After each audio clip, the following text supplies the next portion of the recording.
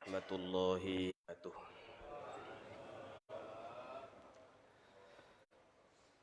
Alhamdulillah, sadaqa wa'dah wa nasara 'abdah wa a'azza jundah wa hazamal ahzaba wahda. Asyhadu an la ilaha illallah wahdahu la syarikalah wa asyhadu anna sayyidana Muhammadan 'abduhu wa rasuluhu la nabiyya ba'dah.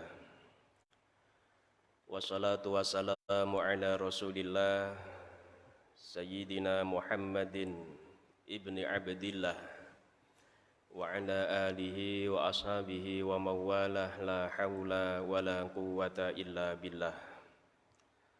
Rabbi shrah li sadri wa yassir li amri wahlul 'uqdatam min lisani yafqahu qawli.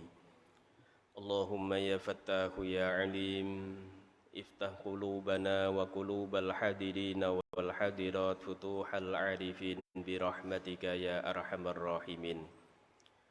Amma ba'du, para alim, para ulama, para sesepuh, pinasepuh, hadirin hadirat jamaah salat subuh rahimakumullah.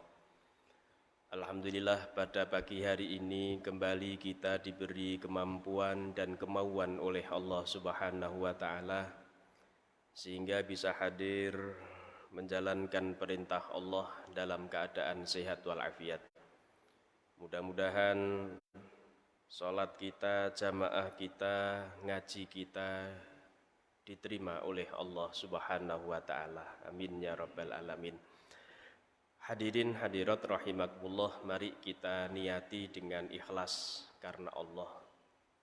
Kita niat dzikir, kita niat wiritan, kita niat tolabul ilmi, dan jangan lupa niat iktikaf.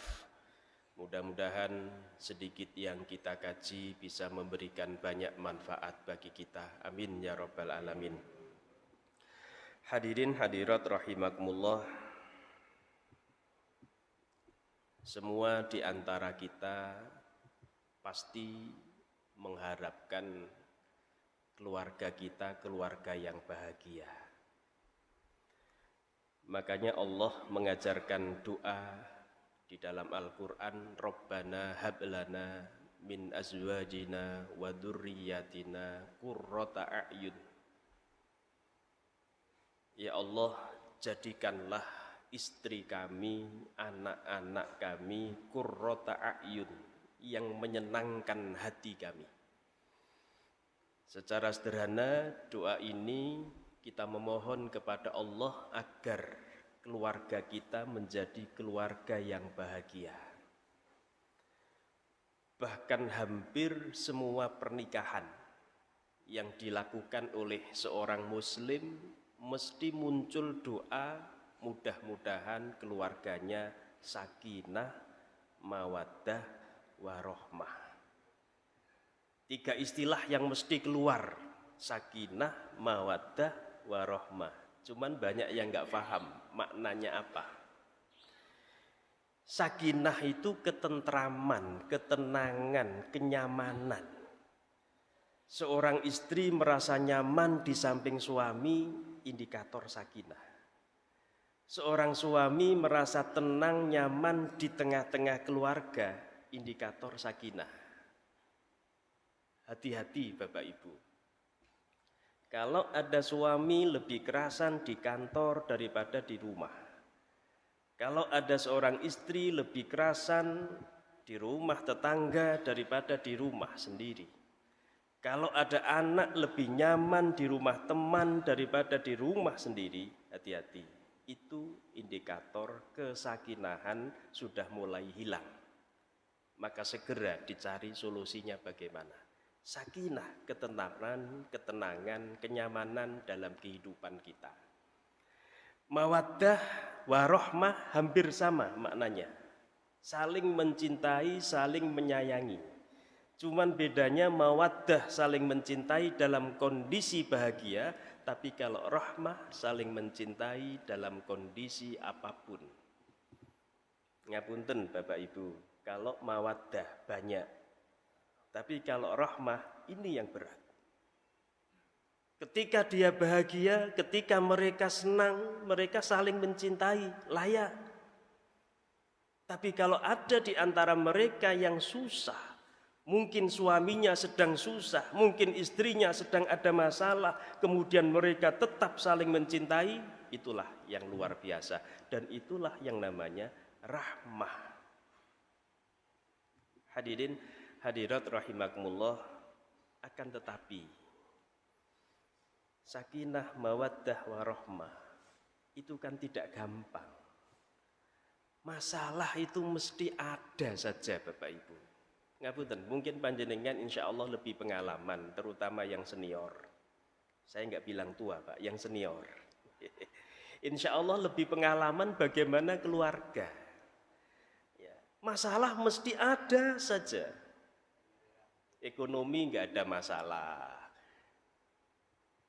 Istri juga nggak ada masalah, tapi kadang-kadang anak yang bermasalah.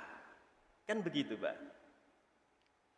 Sehingga muncul istilah anak pola, bopo, keperada. Loh, ini akhir-akhir ini kan sering muncul Pak ini Pak. Anak pola, bopo, keperada. Goro-goro anak kakean pola, bapak kena getahnya. Kayak cerita yang di Jakarta itu loh Pak. Paham tuh Pak gitu dengan. Goro-goro anaknya, gara-gara anaknya bermasalah, sekarang bapaknya bermasalah. Dan ini miniatur dalam kehidupan kita, bukan hanya yang di Jakarta Pak, dalam kehidupan kita juga begitu Pak. Orang dulu termasuk para nabi, ketika mereka sudah sepuh, sudah ya ngapunten menjelang kematian atau sudah sepuh lah, yang mereka khawatirkan kepada anak-anaknya adalah ma ta'buduna min ba'di. Anak-anakku, nanti kamu bagaimana ibadahnya, nanti bagaimana agamamu. Mereka yang khawatirkan itu. Tapi sekarang kan tidak. Ketika kita sudah sepuh, punya anak, yang kita pikirkan ma ta'kuluna min ba'di. Engkau sampean mangan opo nak? Kerjamu kok ya opo nak? Kadang-kadang yang ada dalam pikiran kita begitu. Nah, hadirin hadirat rahimakumullah, kadang anak gak masalah, bojo sing masalah. Kan sering begitu Bapak Ibu, ngapunten. Itu warna-warni kehidupan dan hal yang biasa. Jangankan kita, Amirul Mukminin Umar bin Khattab itu orang yang hebat. Panjenengan kan pirsa, kalau kita baca sejarah, Umar bin Khattab itu orator yang luar biasa. Kalau sudah ngendikan di hadapan orang banyak, waduh, luar biasa Pak beliau. Diplomasinya juga luar biasa, kekerasan fisiknya juga luar biasa. Umar bin Khattab. Tapi apa yang terjadi? Dia pernah dimarahi sama istrinya Pak. Ngapunten, di dalam Ukudul Lujen itu diceritakan begini. Suatu hari ada seorang laki-laki datang ke rumahnya Amirul Mukminin. Amirul Mukminin itu presiden, Pak, Umar bin Khattab. Dia ingin yashku khuluqa zaujati. Di kitab itu diceritakan begitu. Dia ingin curhat tentang perilaku istrinya. Jadi di depan rumah Amirul Mukminin, nyampe di situ mau ngetok pintu. Ternyata dia mendengar istrinya Umar bin Khattab ini sedang ngomel-ngomeli Umar bin Khattab. Dan wahuwa sakinun, Umar bin Khattab diam saja. Saya nggak bayangkan orang yang begitu kerasnya, orang yang begitu hebatnya, orang yang begitu kuatnya diomeng karo bojone meneng, Pak. Saya nggak bayangkan itu. Ya. Dimarah-marahi sama istrinya, diem saja dia. Akhirnya orang yang di depan rumah tadi mikir, lah iya bojone presiden wae ngene apa meneh bojoku. Akhirnya dia fangsorofa, dia mau pindah, mau keluar. Wis gak usah madu, gak usah ngadu, wong bojone presiden yo ngene kok. Akhirnya dia berniat untuk pergi. Nah, ketika dia pergi itu, mau pergi itu, Umar bin Khattab keluar. Mas, kok pergi kenapa? Amirul Mukminin, tadi saya ke sini maunya curhat tentang perilaku istri saya yang suka ngomeli saya. Ngomel-ngomel. Tapi nyampe sini ternyata istri panjenengan juga ngomelin jenengan. Kana hali Amirul Mukminin, fa kaifa hali? Kana halu Amirul Mukminin, fa kaifa hali? Lho nek presiden wae ngene, apa meneh aku? Dia bilang begitu. Terus akhirnya begini, ditanya oleh seorang laki-laki tadi. Panjenengan diomengi bojo kok meneng wae iku, kenapa Umar? Bukannya panjenengan itu orang yang hebat, orang yang luar biasa, orator ulung, diplomasinya luar biasa. Lu giliran diseneni bojo kok menengai gila. Apa jawaban Umar? Begini Mas. Ihtamiltu ilayya. Saya nahan sebenarnya. Aku iki jane ngempet. Diomeng bojo, dimarahi bojo. Iku mestinya saya itu ngempet tadi itu. Saya enggak berani meluapkan emosi saya. Saya tidak berani balesi omongan bojo. Kenapa? Karena dialah yang selama ini mencucikan baju saya. Dialah yang selama ini menyiapkan makanan saya. Dialah selama ini yang menyusui anak saya. Dialah selama ini yang memelihara, yang macam-macam, yang ngelambeni, yang didik anak-anak saya. Padahal sebenarnya itu bukan kewajiban dia. Ya benar. Umar bin Khattab bilang begitu. Padahal itu bukan kewajiban dia. Artinya apa?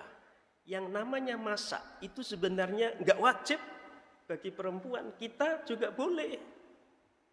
Panjenengan nyari ayat, hadis yang mewajibkan istri masak, enggak akan ketemu.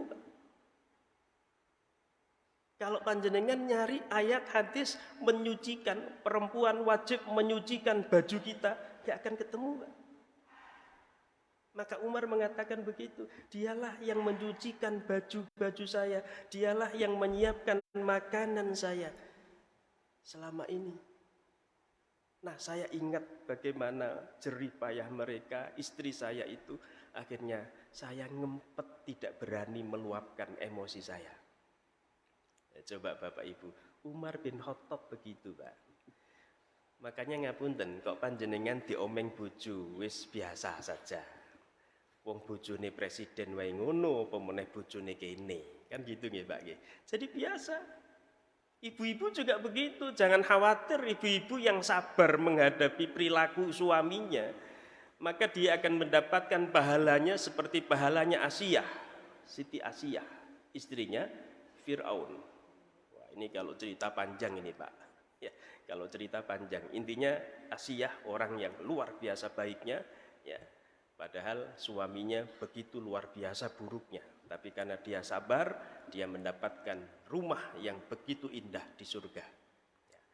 Bapak-bapak juga begitu. Kalau sabar menghadapi istrinya, dia akan mendapatkan pahala seperti pahalanya Nabi Ayub alaihissalam.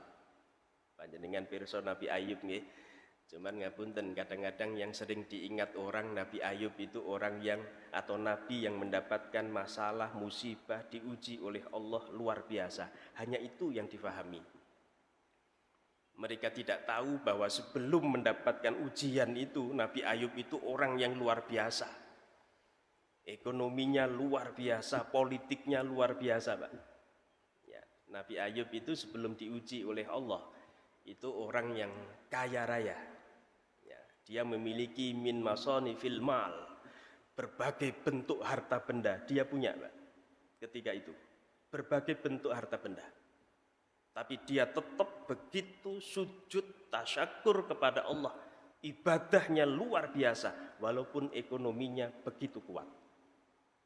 Bahkan diceritakan dia mempunyai khamsumi'atin tadwinin, mempunyai 500 tanah yang lapang, dan masing-masing tanah itu ada satu penjaga. Penjaga itu punya anak, punya istri, dan penjaga itu adalah abdin, budak. Ketika itu budak adalah bagian dari aset ekonomi seseorang. Jadi secara ekonomi dia luar biasa kuat. Secara politik dia punya 3 partai, Pak. Thalathuna farin. 3 partai, 3 golongan yang pengikutnya luar biasa banyak. Tapi walaupun kondisi seperti itu, Nabi Ayub tetap mendekatkan dirinya kepada Allah. Ibadahnya tetap kuat. Nah, setan tidak seneng kalau ada orang model seperti itu, Pak. Setan nggak seneng. Ini cirinya setan, dah. Nggak seneng kalau ada orang sebenarnya dunianya baik, akhiratnya baik. Nggak seneng setan. Akhirnya setan lapor. Lo mau lapor itu loh, Pak. Mau lapor ke Gusti Allah, nemui malaikat. Malaikatnya malah mendoakan Nabi Ayub. Lo kan terus malah nggak seneng, Pak.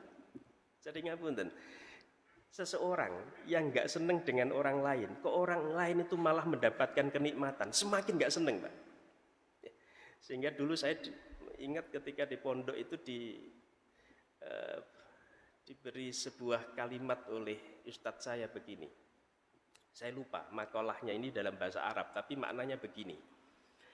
Kalau Anda ingin musuh Anda susah, kalau Anda ingin musuh Anda gundah gulana, maka tambah kebaikan pada diri Anda.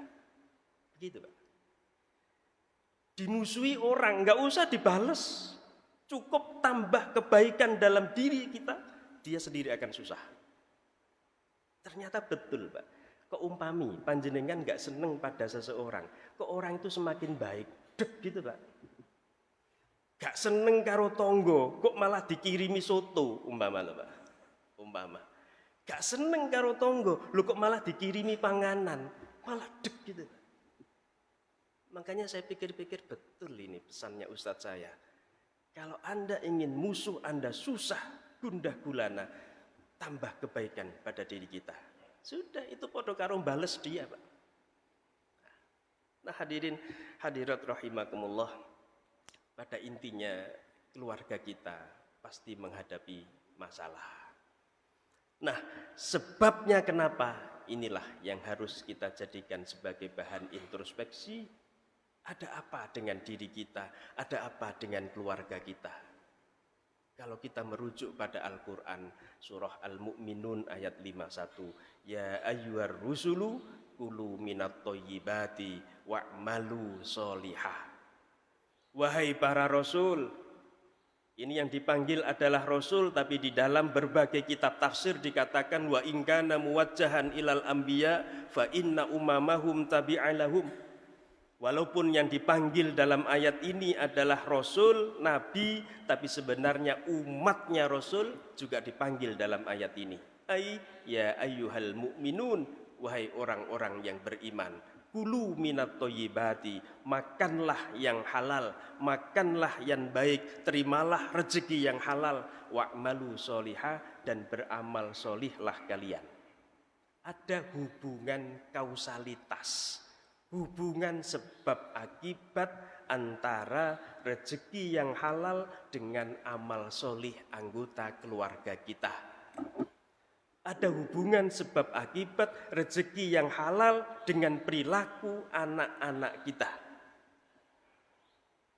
Makanya ngapunten Bapak Ibu, kita ini walaupun dengan sekuat tenaga berdoa, ya Allah jadikanlah putra-putri kami putra-putri yang soleh-solehah, dadak disangoni rezeki haram, dicekoi dengan makanan minuman dari rezeki yang haram. Dari mana? Rasulullah menyindir model doa seperti itu dengan mengatakan fa anna yustajabu lahu. Gimana bisa doa orang seperti itu dikabulkan oleh Allah? Jaluk anak soleh-solehah tapi dikasih rezeki yang haram, sama dengan bohong, Pak. Tidak bisa. Innallaha thayyibun la yaqbalu illa thayyiban. Allah itu suci, Allah itu bersih, tidak akan menerima kecuali yang suci, yang bersih. Makanya dalam sebuah hadis itu diceritakan begini, kok ono wong haji, umroh, pakai rezeki yang haram. Terus di sana dia labbaik Allahumma labbaik, labbaik la syarika laka labbaik. Dia ngomong begitu di sana. Apa kata Allah? La labbaika wa la sa'daika. Ini bahasa Surabayaan, gak labbaik-labbaikan. Itu, Pak. Jadi haji umroh dadak nggo rezeki haram, Pak. Ketika kita di sana bilang labbaik Allahumma labbaik, kata Allah, gak labbaik-labbaikan. Gak gelem nrimo Gusti Allah, Pak. Nah, hadirin hadirat rahimakumullah, ngapunten ini bahan introspeksi buat saya, buat panjenengan semua ya, karena bagaimanapun kadang-kadang rezeki kita ini kadang tercampur dengan yang haram. Yang ini mestinya haknya orang, kemudian ternyata kita ambil. Kadang-kadang kita juga suka nyari pembenaran. Lho iki kan karena begini macam-macam. Iki jane ngono hak wong ya dadi hakku. Kadang-kadang begitu, nyari pembenaran. Ya. Nah, kita jadikan sebagai bahan introspeksi karena bagaimanapun sekali lagi rezeki yang halal punya pengaruh yang sangat signifikan terhadap perilaku kita. Rasulullah mempunyai gambaran begini, al-ma'datu haudul badan. Perut, kata Rasul, itu seperti telaganya badan. Wal uruku 'alaiha waridah, otot-otot urat syaraf yang mengalir ke seluruh tubuh kita muaranya pada perut. Wa idza sohat al-ma'datu sadarat al-uruku bisihah. Kalau perut ini diisi dengan makanan, minuman, rezeki yang halal, sadarat al-uruku bisihah, maka otot-otot kita, urat syaraf kita bekerja dengan baik. Otot yang mengalir ke kaki bekerja dengan baik sehingga kaki diajak melangkah ke masjid gampang. Urat syaraf yang ke mata bekerja dengan baik sehingga mata diajak melihat Quran enteng, Pak. Tapi sebaliknya, wa idza saqamat sodarot bisa komi, kalau perut ini diisi dengan makanan, minuman, rezeki yang haram, sodarot bisa komi, maka otot-otot kita, urat syaraf kita bekerja dengan jelek. Otot yang ke tangan bekerja dengan jelek, tangan ini gampang morowan tangan. Sidik-sidik ngaplok uang, sidik-sidik ngantem uang. Urat syaraf yang ke mata juga bekerja dengan jelek, ngapunten, diajak ngaji ngantuan, diajak maca Quran ngantuk, diajak maca WA, Instagram beber. Kadang begitu, ngapunten, ini introspeksi gitu. Mungkin kita sering merasakan begitu. Jangan-jangan makanan, minuman, rezeki yang kita terima selama ini masih tercampur dengan yang diharamkan oleh Allah. Hadirin hadirat rahimakumullah, orang dulu itu kenapa anak-anaknya begitu soleh-solihah? Ngapunten, kalau kita bandingkan orang dulu walaupun pendidikan formalnya mungkin tidak sampai S1 atau bahkan nggak sampai SMA atau bahkan tidak pernah sekolah, tapi secara etika, moral, akhlaknya begitu luar biasa. Mohon maaf Bapak Ibu, kalau kita bandingkan kita dengan orang tua kita, secara pendidikan mungkin orang tua kita kalah. Tapi secara etika, moral, akhlaknya orang tua kita lebih hebat daripada kita. Mbah kita juga begitu. Mbah kita mungkin secara pendidikan kalah sama bapak kita, tapi secara etika, moral, akhlaknya mbah kita lebih baik daripada bapak kita. Terus ke atas, buyut kita mungkin juga begitu. Apa kesimpulannya? Oh, berarti semakin lama degradasi moral itu terjadi dalam kehidupan kita. Anak kita mungkin secara IQ mereka lebih hebat, secara pendidikan mungkin mereka lebih tinggi, tapi secara etika, moral, akhlak mereka kalah sama kita. Dan itu sudah disampaikan oleh Rasulullah, khairun nas qarni, tsummal ladzina yalunahum, tsummal ladzina yalunahum. Sebaik-baik manusia itu zamanku. Tsummal ladzina yalunahum, kemudian zaman sesudahnya, tsummal ladzina yalunahum, kemudian zaman sesudahnya, tsummal ladzina yalunahum, kemudian zaman sesudahnya. Terus begitu, Pak. Dan ngapunten orang dulu karena rezekinya halal, makan minuman halal, ndonga sak ndonga iku gampang dikabulne kali Gusti Allah. Gitu. Kok ana putune tiba, jatuh, babras, luka, diidoni, waras. Orang dulu kan begitu, kadang baca bismillahnya pun enggak fasih, semilah gitu aja. Diidoni, waras, Pak. Orang dulu. Saya masih ingat di desa, karena saya orang desa, Pak. Di desa itu kalau sudah ada yang sakit mata, kena semua itu satu desa itu. Kalau sudah sakit mata zaman dulu bangun tidur gak iso melek. Kalau panjenengan orang desa dulu mungkin pernah mengalami seperti itu ya. Kalau sudah sakit mata kena semua itu, bangun tidur begini nggak bisa melek kabeh, sama mbah diulapi sama idune itu, Pak. Ludahnya itu melek, Pak. Dulu begitu. Kenapa? Karena hatinya bersih, makanan, minuman, rezekinya halal, njaluk nang Gusti Allah, langsung nyambung dikabulne kali Gusti Allah. Lu sekarang, Pak, ada anak kecil jatuh jenengan idoni. Infeksi, Pak. Ku sak mending kadang didoni bales ngidoni. Lu anak sekarang. Ini beda. Salah satu sebabnya apa? Itu, Pak.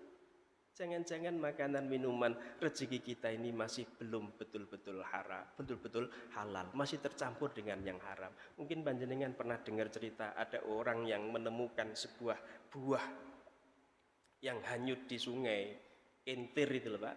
Ada buah kentir di sungai, terus dia ambil, dia makan. Kenapa dia makan? Karena menurut dia buah ini hanyut. Ini kalau nggak diambil ya eman, gitu. Iman, akhirnya dia makan. Tapi setelah dia makan, dia mikir, kok jangan-jangan yang punya enggak ridho. Kalau yang punya enggak ridho nanti kan haram ini. Coba, Pak, buah yang seperti itu masih dipikir, kok sing duwe nang gak ikhlas. Loh kalau kita kan tidak, buah sudah hanyut, ini kalau enggak diambil kan iman, kalau enggak diambil toh nanti busuk kan gitu, Pak. Loh orang ini enggak. Setelah diambil dia makan mikir, loh nanti yang punya enggak ikhlas. Kalau enggak ikhlas nanti kan haram ini. Akhirnya dia cari, Pak, ini pemiliknya siapa? Saya enggak bayangkan pada zaman itu nyarinya enggak gampang, Pak. Karena buah yang sudah hanyut digoleki, ditelusuri sungai ini yang punya buah ini siapa? Singkat cerita ketemu, setelah ketemu dia matur, Pak, ini buahnya sudah kadung saya makan. Saya ingin ridhonya, saya ingin ikhlasnya. Biar buah yang saya makan ini betul-betul halal. Apa kata Bapak tadi? Ya tidak semudah itu, Mas. Tidak semudah itu. Boleh halal. Boleh saya ikhlas. Tapi syaratnya sampean kudu menikahi anak saya. Oh, gitu, Pak. Kayak dongeng ini, Pak. Harus menikahi anak saya. Anak saya itu buta. Anak saya tuli, anak saya cacat.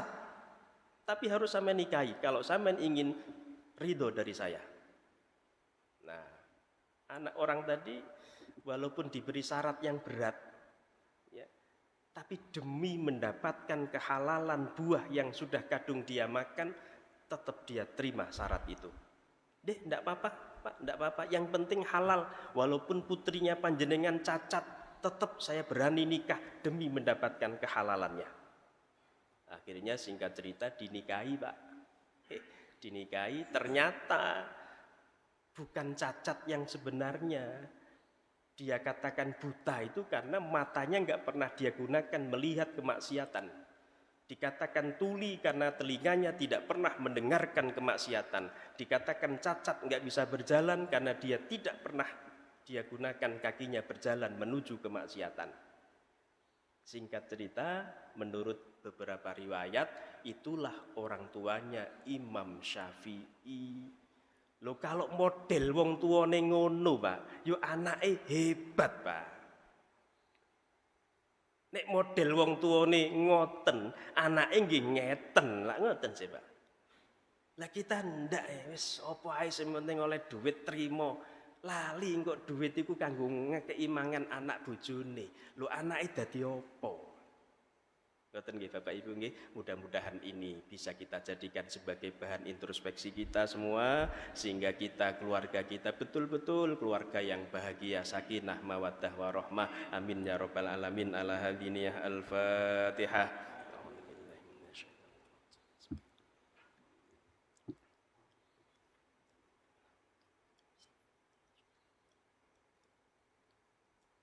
Bismillahirrahmanirrahim. Allahumma salli ala sayyidina Muhammad wa ala alihi wa sahbihi wa sallim. Alhamdulillahi rabbil alamin. Hamda syakirin, hamdan na'imin, hamda yuwafi ni'amahu wa yukafi'u mazidah. Ya Rabbana lakal hamdu kama yanbaghi li jalali wajhikal karim wa 'azimi sultanik. Allahumma inna nas'aluka al-'afwa wal 'afiyah fid dini wa dunya wal akhirah. Allahumma inna nas'aluka al-huda wa tuqa wal 'afafa wal ghina. Allahumma barik lana fi umrina wa barik lana fi auladina wa barik lana fi arzakina wa barik lana fi hayatina bi rahmatika ya arhamar rahimin. Ya Allah ya Rahman ya Rahim, ridhoi dan berkahilah umur kami, berkahi dan ridhoilah anak keturunan kami, berkahi dan ridhoilah rezeki kami, berkahi dan ridhoilah kehidupan kami di bawah petunjuk dan ridhomu ya Allah. Allahumma arinal haqqa haqqan warzuqna tiba'ah wa arinal batila batilan warzuqna ijtinabah. Rabbana taqabbal minna innaka antas samiul alim wa tub alaina ya maulana innaka antat tawwabur rahim. Rabbana atina fid dunya hasanah wa fil akhirati hasanah wa qina adzabannar walhamdulillahi rabbil alamin.